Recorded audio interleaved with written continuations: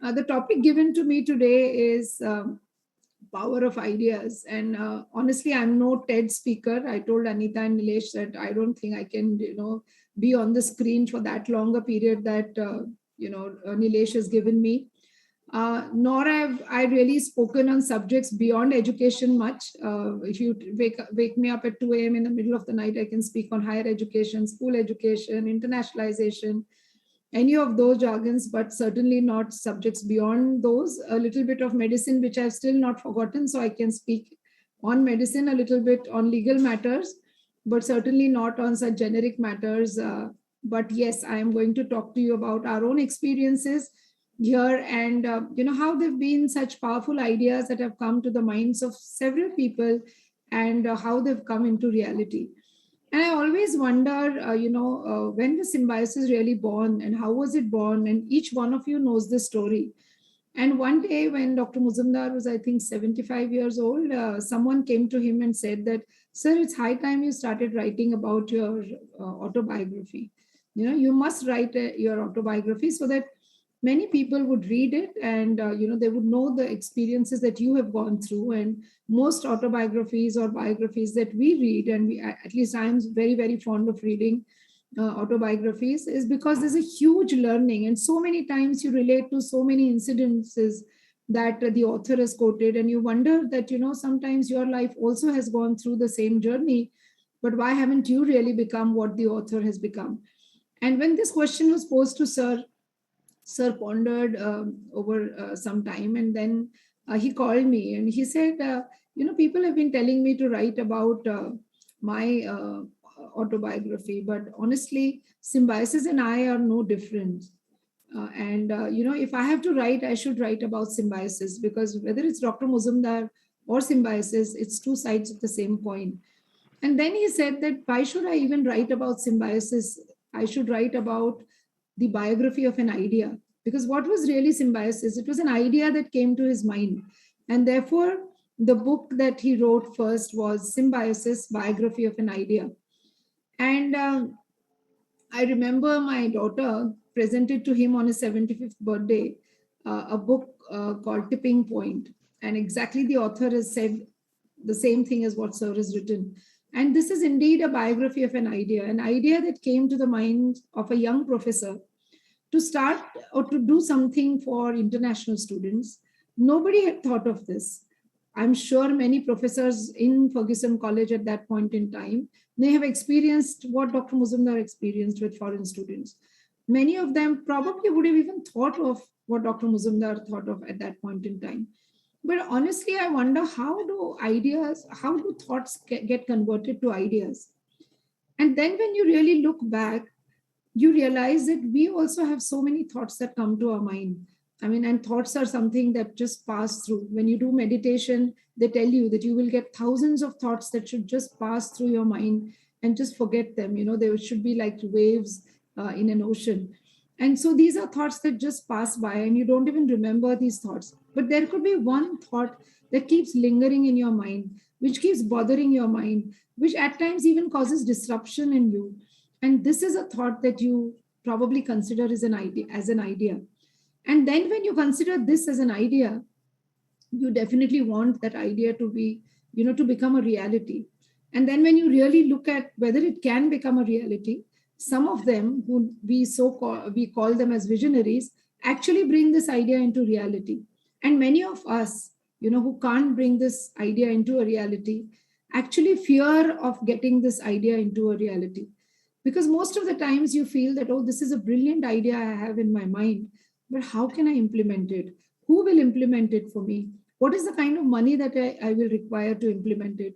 And what are the kind of people that I will want to in my team to implement this idea? I think it is the fear that overrides in our mind much more than what the idea overrides. And therefore, that idea fades away. And sometimes, coincidentally, you see the same idea being brought to reality by someone else. I mean, I'm sure each one of you who's in front of me right now must have thought of a brilliant idea and must have realized that, someone else actually brought that idea to light. And you sometimes wonder, how did he do it or how did she do it? And how is it that you couldn't? And I think the only differentiator was that the other person was fearless to bring that idea into reality, and you feared getting that idea into reality. So, as my father always tells me, that have no fear in your mind, take the risk. If you think of a brilliant idea, don't even bother from where the finances will come. Finances will flow if the means are good. And this has happened so many times with Symbiosis, and we've seen so many times happening this happening all around us. I mean, ideas have actually changed nations. Ideas have changed cultures. Ideas have changed the environment, the ecosystem. I mean, look at the idea of Swaraj that Mahatma Gandhi had. And could you have ever imagined a young lawyer coming from South Africa into this country with an idea in his mind to bring up freedom? I mean, I'm sure he didn't have money, nor did he have any followers then. But just that idea, with a fearless mind that he wanted to bring into reality, he became a leader, he became a Mahatma with thousands of followers even today after he's no more. The idea of Swadeshi, when Lokmanya Tilak thought about it, when I'm sure nobody ever thought, or maybe many other people even did think, at a time when the British were ruling us, we were so patriotic, we wanted Swadeshi to happen. But I'm sure nobody else actually thought of bringing that idea into reality. There's several such examples in our country who have brought this idea into reality. But there are thousands of other examples who could not bring this idea into reality. Many times that idea may not be in your mind. It could be in someone else's mind. Someone else has shared that idea with you, but you have had the courage to bring that idea into reality. And let me give you a few examples of, some of the institutions that you all come from. Look at what SIBM was and how did it start. Was it an idea that actually Dr. Muzumdar sir thought of? Yes. And how did he think of this idea? Symbiosis was not an educational institution. It was just an international cultural center. He started teaching English to foreign students because Symbiosis was born for foreign students. And he realized that these foreign students did not speak English, could not communicate well in English, could not write the papers in English, and therefore failed not just in the examinations, but failed miserably in the city of Pune. And therefore, he started teaching English. But how did this idea of starting a business school come in? Yes, there's a small story. At that point in time, some of you senior alumni who are from Pune would know that there was an institution called IMDR. It was run by Dr. Shezvalkar, one of the management gurus of the city, I would say, of the country. And Dr. Shezvalkar decided that the institution that was earlier affiliated to Pune University, he wanted to disaffiliate it because he was not happy with the kind of curriculum that Pune University imposed on him. He wanted this institution to be autonomous, to have the freedom to do what he felt like. And when that happened, Dr. Muzumdar, who was on the governing board of the Pune University, had this brilliant idea that when there is a vacuum, when there is a vacancy, when there is a need for an institution of giving management education, being affiliated to Pune University, why should he not start one? And you won't believe it, just a day before the managing committee, he applied for Symbiosis to get the Symbiosis Institute of Business Management being approved by the Pune University. I'm sure this idea must have come to so many other people in the city of Pune. When IMDR closed the doors of Pune University and became an autonomous institution, I'm sure several other academicians and educationists from Pune city must have thought that, why can't we start an MBA school affiliated to Pune University? But nobody dared to do that. Again, why? The fear of where would the money come from, the fear of where would students come from, the fear of Symbiosis as a word not known to students at all. And how would I run this institution? The fear of where would professors come from into a new institution. And Dr. Muzumdar was fearless. And he decided that he should start SIBM, and it's all history. You know how SIBM, now an institution of repute, and what it's doing in the city of, not just in the city of Pune, but in our country, and I would say globally, with all of you successful alumni having passed out of this institution. Same as the story with the law school. Imagine a professor having an idea of starting a law school. Was it his idea? No, it was my uncle who was a judge, and he was in the High Court of Pune. And one fine evening, I still remember the conversation. He said, the lawyers who come in front of me are not well educated. In fact, some of them from the ILS Law School are brilliant, but many others from other law schools are not so great. And even at that point in time, Pune had several law schools. I'm sure there could be 10 plus law schools in the city of Pune. And he told my father, why don't you start a law school? Again, someone would have really felt scared. I mean, with 10 plus law schools in the city of Pune, with the ILS already in existence, one of the most reputed law schools of our country, why would a young professor think of starting a law school? Again, he dared to do that. And with an idea that came to the mind of his brother, his elder brother, who could not implement it, Dr. Muzumdar decided to implement it and bring it into reality. I can give you thousands of examples of what Symbiosis has done through the power of idea. The recent most, of course, is the Symbiosis Medical College. Who would go and see a movie, a Marathi movie that too, of the first lady physician of India, Anandi Gopal, and would come back in the night and call me and say that you are a doctor and I want you to start a medical college. And I just laughed and I said, it's not as easy as starting a law school or a business school. You can have a few classrooms and a few computer labs, and you can actually start a law or a business school, but that cannot happen with medicine. You need a hospital first, and then you need laboratories, and you need a huge infrastructure, and you need to satisfy the demands of the Medical Council of India by way of an exorbitant infrastructure as well as faculty members. It can't happen overnight. And he said that I don't care. I don't know where the finances will flow. I don't know where the teachers will come from. I want to start a medical college to empower girls so that more and more girls get into medical education and become women doctors and treat patients in our country. And within 6 months, an infrastructure of more than 13 lakh square feet came into existence, and the dream of Dr. Muzumdar, or the idea of Dr. Muzumdar, came into reality. So I think when it comes to ideas, it not necessarily be an idea that has come to your mind, but I would say an idea that should be brought into reality requires a lot of factors. You need that idea to be really powerful. You need to be really passionate about that idea. I would say you need to be obsessed with that idea. Day and night, you must think of that idea. The second is fearlessness. If you fear of bringing that idea into reality, I'm sure someone else will capture that idea and bring it into reality. And therefore, fearlessness, or taking the risk, or having the ability to take the risk, is one more important feature to the power of idea. The third, finances. Of course, it's important, but I'm sure finances would just flow if the idea is powerful. But more important, I think, you need people around you who would believe in the same idea as that you are believing in. And I think that is of paramount importance.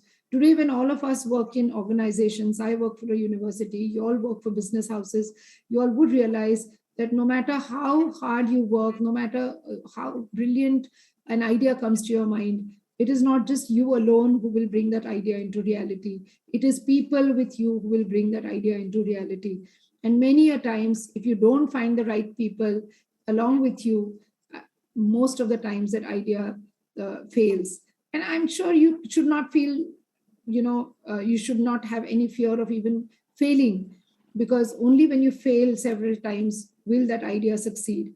And in Symbiosis, fortunately, we've not failed many times, but yes, a couple of times we have. We've started institutions which we feel will run better than others. And at times we realize that, a program that we've started would be in high demand, but many times we've failed, but we've never faltered in bringing that idea into reality. And we see so many examples all across, in our country, in the world, in Symbiosis. I'm sure you've seen, in your organizations, that it's not every time that the leader who thinks of an idea and the leader who makes that idea powerful. Many a times, people who work for you can also think of ideas. And I always give importance to not entrepreneurs alone, but to intrapreneurs. And we've seen that so many of the, the second rung or the third rung people in an organization who are hardworking, who are dedicated, who are committed to the organization, who we call them as intrapreneurs, are far more important than at times the leaders or the entrepreneurs. Look at what Symbiosis is all about. It's not just Dr. Muzumdar or now me who's looking after Symbiosis, runs this whole organization. We have excellent directors. You have Dr. Anita Patankar, Dr. Raman, our own Vice Chancellor, Dr. Bhama. I can take names of almost 70 plus directors because there are 70 plus institutions of Symbiosis. And I would say each one of them is an entrepreneur because they feel that this organization belongs to them. I can only say that we've created an ecosystem by which each one of them feels that this organization belongs to them. So whether it's a director of an institution, a deputy director of an institution, or even faculty members, how do you create an ecosystem for each one of them to feel that this institution or this university belongs to them? How can you create an ecosystem by which each one of them feels that this is their family? And when you create that kind of ecosystem, these are the same people who will bring in power to this idea. These are the same people who will bring this idea into reality. I have a new idea which I want to bring into reality, and I've been struggling for a long time. And I just hope that in a few years, this idea will also come into reality. And I would really like to share this idea with you. We have the Symbiosis Institute of Technology, which is our engineering school. And I don't know how many of you have visited this university campus from where I'm speaking, which is a beautiful 350 acres campus on the hilltop with a picturesque location and a hill base with a golf course, an 18-hole golf course surrounding us, fortunately. Beautiful villages, about 104 villages surrounding us. And this location is simply beautiful. There located is our Symbiosis Institute of Technology at the foothills. And as you climb up the Ghat Road, the Institute of Technology or our engineering school is on the left-hand side. On the right-hand side, we had almost 40 acres of land that I had kept vacant because I always believed that whenever Symbiosis decides to start a medical school, it should be adjacent to the engineering school, to the Institute of Technology. And why did I think like that? Because once when Mr. Kapil Sibal was the Minister of Education, he had taken a few of us from some good universities in India to visit some of the top universities in the US. And I still remember we visited Stanford, Harvard, MIT, Yale, and a Health Science Technology Initiative or the Health Science Technology Department, where engineers and doctors actually come together to invent, where engineers and doctors brainstorm on wonderful ideas that they bring into reality. And the best part of it, that many of these engineers and doctors from MIT and Harvard were Indians. And I was so fascinated that when I came back, I had decided that whenever a medical school comes up, it should be next to the engineering school. And today, if you see this beautiful almost 80 acres of campus at the foothills of the university has the engineering school, has the School of Biological Sciences, has the medical school, has the nursing school, has the School of Allied Sciences with medical technology, and of course, the Masters in Public Health programs. It is such a beautiful complex with the nodal Symbiosis Center for Entrepreneurship and Innovation right in the midst of this wonderful 80-acre campus. I have a dream, I have an idea of creating something called as a health science technology park. I mean, imagine when you drive through this beautiful university campus, right at the entry gate, you see this lovely Symbiosis Institute of Technology.